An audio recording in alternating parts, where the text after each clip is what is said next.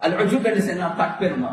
நான் நல்லவன் என்று உள்ளத்துல வாரதிருக்கிறேன், நான் நல்லவன் என்று உள்ளத்துல வாரதிருக்கிறேன், அல்லாஹ் மறந்த நிலைமையில இத போல எந்த பாவமும் இல்லை என்பதாக ரசூலுல்லாஹ் சொன்னார். தன்னுடைய நன்மைகளுக்காக வேண்டி சந்தோஷம் வரலாம். அல்லாஹ்வுடைய கிருபை, இவ்வளவு மக்களுக்கு மத்தியில சதகா கொடுக்கக்கூடிய பாக்கியத்தை அல்லாஹ் எனக்கு தந்தான். இவ்வளவு மக்கள் தூங்கி கொண்டிருக்கப்பட கொஞ்சம் எழுப்பி கொள்ளக்கூடிய பாக்கியத்தை அவன் எனக்கு தந்தான். எனக்கு இந்த ரமதான்ல ஏதோ ஒரு குர்ஆன கொஞ்சம் ஓதக்கூடிய கிருபை அவன் தந்தான்.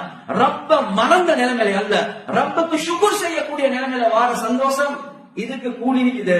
அல்லாஹ் மறந்த நிலைமையில கண்ணியத்துக்குரிய சகோதரர்களே, நண்பர்களே, உள்ளத்துல வாரது இது ஆக பயங்கரமான பாவம். கண்ணியத்துக்குரிய சகோதரர்களே, எந்த அளவுக்கு என்றா ஜினாவை விட, கலவை விட 70 மடங்கு பயங்கரமான பாவம் என்பதாக மக்கள் கிட்டாம இருக்கிறார்.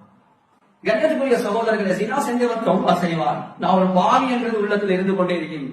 இந்த பாவி இருக்கிறானே, நான் நல்லவன் என்றுதான் உள்ளத்தில் இருக்குமே தவிர ஒரு நாளும் தௌபா செய்யக்கூட முன்வர மாட்டான்.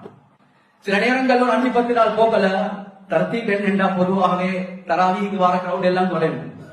தராவிக்கு வராதவங்களை பத்தி எனக்கு கவலை இல்ல.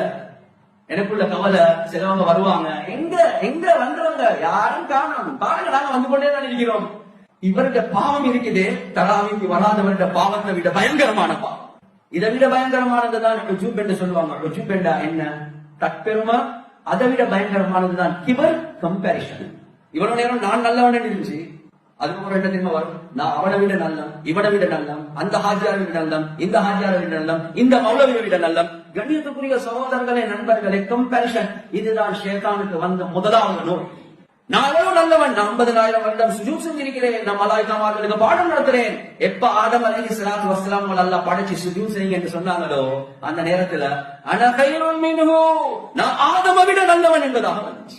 கண்ணியத்துக்குரிய சகோதரர்களே, நண்பர்களே, எவ்வளவு நன்மை செய்வோமோ அதனுடைய பணிவு ரப்புக்கு முன்னால வரணும். யாழ்லா ஏண்ட திறமை இல்ல, உண்ட பிச்சை, யாழ்லா உண்ட பிச்சை. ஏன் ரப்புல் ஆலமீன் தக்வா உள்ளவர்களை மட்டும்தான் கபூல் செய்வான். நீங்க அமல் செய்யறதை விட அந்த அமல் கபூல் ஆகிற விஷயத்துல அல்லாஹ் பயந்து போங்க.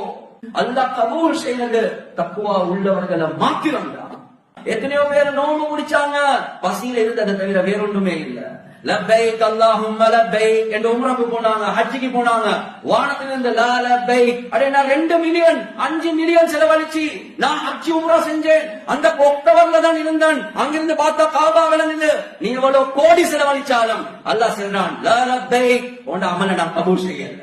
ஏன்? உன்ட உள்ளத்துல தக்வா இல்ல, உன்ட உள்ளத்துல பெருமை இருக்குது.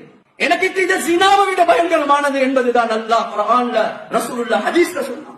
எனவே ஒரு மனிதன் நன்மைகள் மூலமாக நெருங்குறானா, அந்த மனிதன் கிட்ட அல்லாஹ்வுடைய பயம் கூடிக்கொண்டே இருக்கணும். யா அல்லாஹ், நீ கபூல் செய்வாயா இல்லையா? நாங்க நினைக்கிறோம் நாங்க கபூல் ஆகிறோம் என்று, ஆனா நபிமார்கள் உட்பட சஹாபாக்கள் எல்லாமே கபூலியத்துடைய விஷயத்துல பயந்தாங்க.